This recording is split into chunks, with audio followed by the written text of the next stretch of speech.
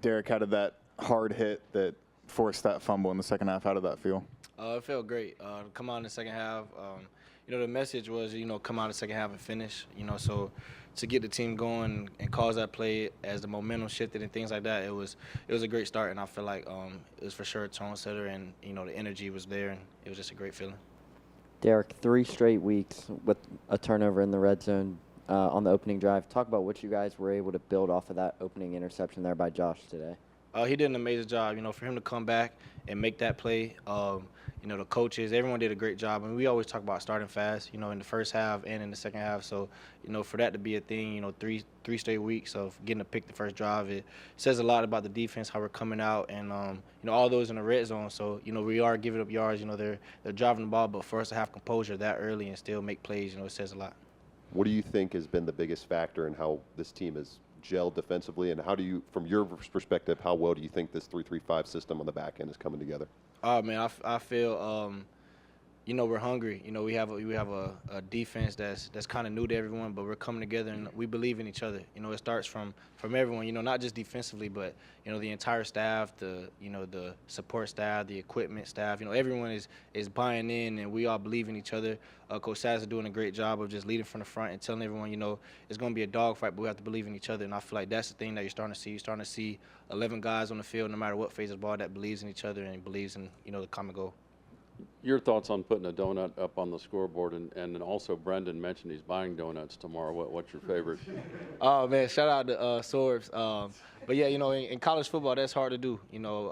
I've been playing college football for a while. I think that's only the second time I've only been a part of it. But it says a lot about this defense. It says a lot about this staff. Again, I mentioned it, the support staff.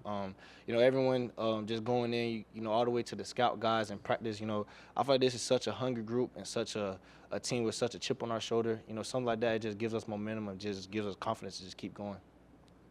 Being one of the leaders of the team, voted captain, you guys have been taking the ball away a lot the last few games.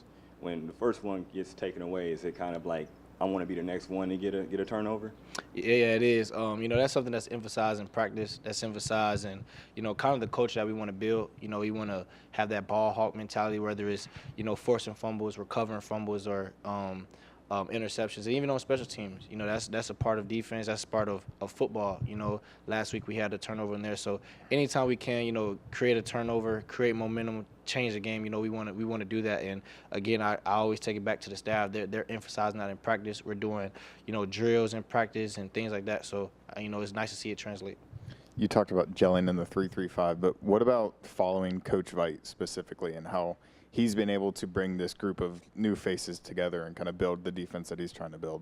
I think he's doing an amazing job. From the beginning, we knew that he was someone that's played in this league, played in this conference, had a lot of success defensively in this conference. So, everything he does, we've been balled in. And his big thing is just, being together, being one. He emphasizes over and over, whether it's the secondary believing in the D-line believing in the coaching. He's big on just being together and playing as one. I don't know if you guys noticed, on third down, we're putting threes up. Fourth down, putting fours up. All that is just the mindset that we have to just trust each other and make a play. And, again, it starts with him, and he's doing an amazing job. Derrick, you look down at the stats sheet and see Donovan Smith held to 78 yards today. What were you guys able to do to really find a way to contain him there? We had an unbelievable plan.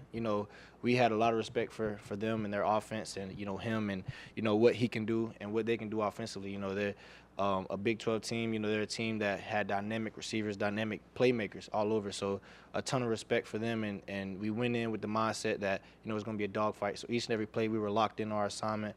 And I think we just all together just kind of did a great job. We made some adjustments. Even at halftime, coaches made adjustments. It was players on the sideline, telling coaches what they see and, just adjust on the fly, but also having that common goal of, stopping him and stopping the offense. And I can't say enough about our staff and just our players and what we did today. Derrick, you guys got the shutout today. Now, heading into Texas Tech, what can the defense improve on? I think it's a ton to improve on. That's the main thing that has me so excited. Yes, we had the goose egg, but there's so much for us to grow from. They had some runs that we wanted to stop. They had a big pass play all of that, I can't really get into specifics as far as I haven't watched the film, but there's always things to improve. As we're coming to the sideline, like I said, we're talking about these things, we're adjusting.